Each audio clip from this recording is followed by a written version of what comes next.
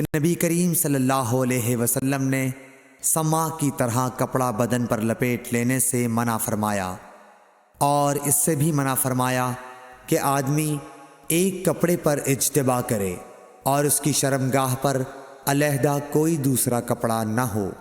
صحیح بخاری حدیث نمبر 367۔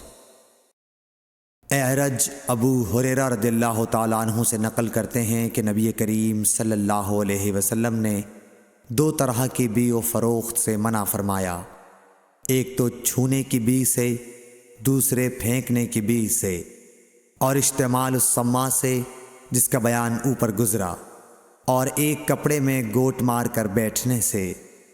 صحیح بخاری حدیث نمبر 368۔ حمید بن عبد الرحمن بن عوف نے خبر دی کہ حضرت ابو ہریرہ رضی اللہ تعالیٰ عنہ نے فرمایا کہ اس حج کے موقع پر مجھے حضرت ابو بکر نے یوم نحر ذی الحج کی 10ویں تاریخ میں اعلان کرنے والوں کے ساتھ بھیجا تاکہ ہم منا میں اس بات کا اعلان کر دیں کہ اس سال کے بعد کوئی مشرک حج نہیں کر سکتا اور کوئی شخص ننگے ہو کر بیت اللہ کا طواف نہیں کر سکتا۔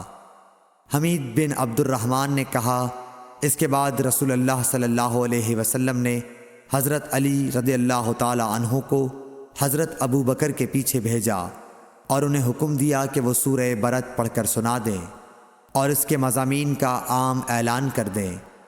ابو ہریرہ رضی اللہ تعالی عنہ فرماتے ہیں کہ حضرت علی رضی اللہ تعالی عنہ نے ہمارے ساتھ نحر کے دن منا میں 10ویں تاریخ کو یہ سنایا کہ آج کے بعد کوئی مشرک نہ حج کر سکے گا اور نہ بیت اللہ کا طواف کوئی شخص ننگے ہو کر کر سکے گا۔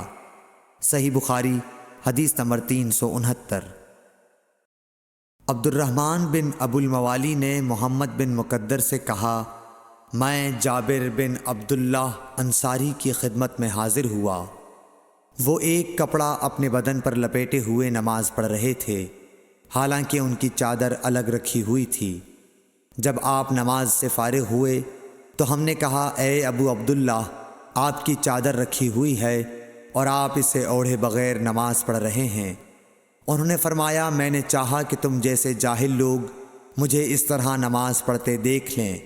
میں نے بھی نبی صلی اللہ علیہ وسلم کو اسی طرح ایک کپڑے میں نماز پڑھتے دیکھا تھا۔ صحیح بخاری حدیث نمبر 370۔ عبد العزیز بن صہیب نے انس بن مالک رضی اللہ تعالی عنہ سے روایت کی کہ نبی کریم صلی اللہ علیہ وسلم غزوہ خیبر میں تشریف لے گئے۔ ہم نے وہاں فجر کی نماز اندھیرے ہی میں پڑھی، پھر نبی صلی اللہ علیہ وسلم سوار ہوئے اور ابو طلحہ بھی سوار ہوئے۔ میں ابو طلحہ کے پیچھے بیٹھا ہوا تھا۔ نبی صلی اللہ علیہ وسلم نے اپنی سواری کا رخ خیبر کی گلیوں کی طرف کر دیا۔ میرا گھٹنا نبی کریم صلی اللہ علیہ وسلم کی ران سے چھو جاتا تھا۔ پھر نبی کریم صلی اللہ علیہ وسلم نے اپنی ران سے تہبند کو ہٹایا، یہاں تک کہ میں نبی کریم صلی اللہ علیہ وسلم کی شفاف اور سفید رانوں کی سفیدی اور چمک دیکھنے لگا۔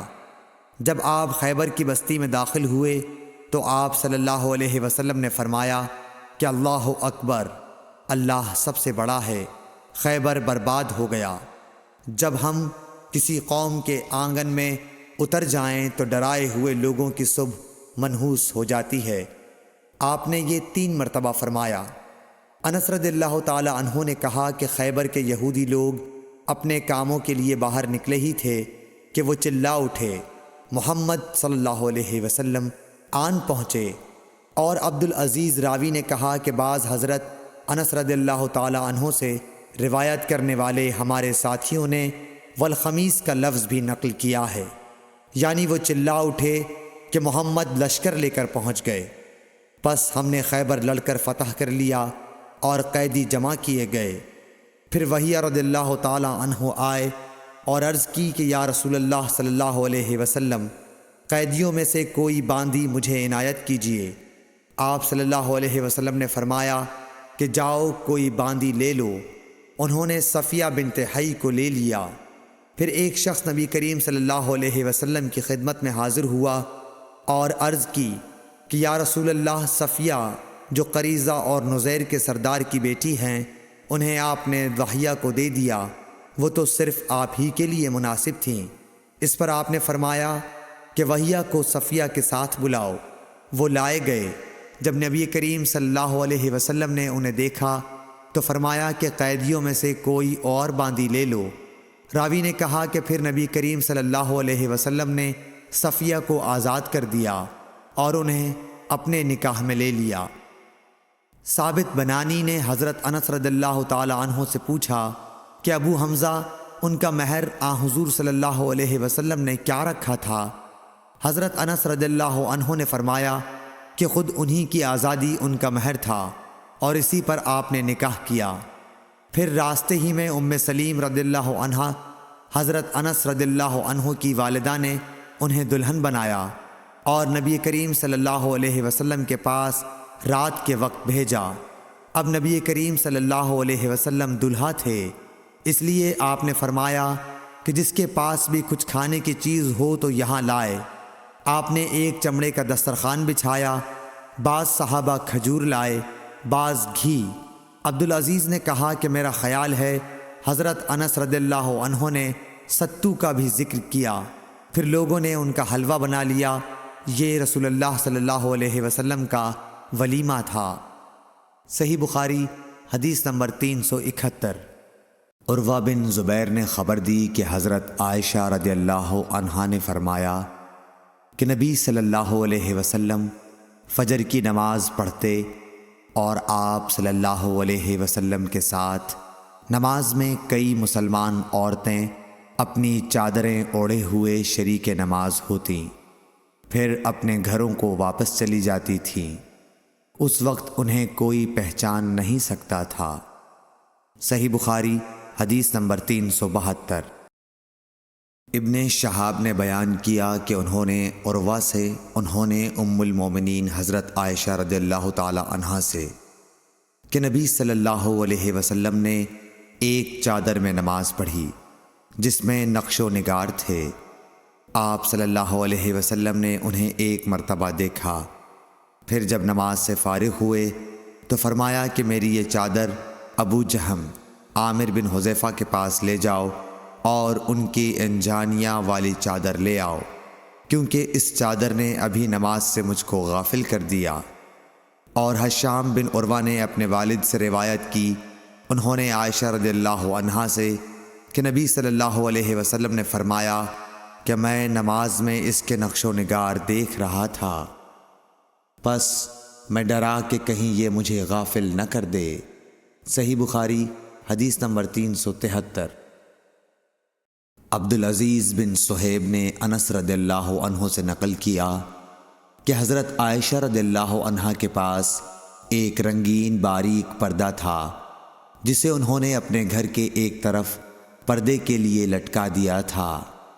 آپ صلی اللہ علیہ وسلم نے فرمایا کہ میرے سامنے سے اپنا یہ پردہ ہٹا دو، کیونکہ اس پر نقش شدہ تصاویر برابر میری نماز میں خلل انداز ہوتی رہی ہیں۔ صحیح بخاری حدیث نمبر 374۔ عقبہ بن عامر نے کہا کہ نبی کریم صلی اللہ علیہ وسلم کو ایک ریشم کی قبا تحفے میں دی گئی، اسے آپ نے پہنا اور نماز پڑھی، لیکن آپ جب نماز سے فارغ ہوئے تو بڑی تیزی کے ساتھ اسے اتار دیا، گویا آپ اسے پہن کر ناگواری محسوس کر رہے تھے۔ پھر آپ نے فرمایا یہ پرہیزگاروں کے لائق نہیں ہے۔ صحیح بخاری حدیث نمبر 375۔ ابو جحیفہ وہب بن عبداللہ سے روایت ہے کہ میں نے رسول اللہ صلی اللہ علیہ وسلم کو ایک سرخ چمڑے کے خیمے میں دیکھا، اور میں نے یہ بھی دیکھا کہ بلال رضی اللہ تعالی عنہ حضور صلی اللہ علیہ وسلم کو وضو کرا رہے ہیں، اور ہر شخص آپ کے وضو کا پانی حاصل کرنے کے لیے ایک دوسرے سے آگے بڑھنے کی کوشش کر رہا ہے۔ اگر کسی کو تھوڑا سا بھی پانی مل جاتا تو وہ اسے اپنے اوپر مل لیتا، اور اگر کوئی پانی نہ پا سکتا تو اپنے ساتھی کے ہاتھ کی تری ہی حاصل کرنے کی کوشش کرتا۔ پھر میں نے بلال رضی اللہ تعالی عنہ کو دیکھا کہ انہوں نے اپنی ایک برچھی اٹھائی جس کے نیچے لوہے کا پھل لگا ہوا تھا اور اسے انہوں نے گاڑ دیا۔ نبی کریم صلی اللہ علیہ وسلم ڈیرے میں سے ایک سرخ پوشاک پہنے ہوئے تہبند اٹھائے ہوئے باہر تشریف لائے اور برچھی کی طرف منہ کر کے لوگوں کو 2 رکعت نماز پڑھائی۔ میں نے دیکھا کہ آدمی اور جانور برچھی کے پرے سے گزر رہے تھے۔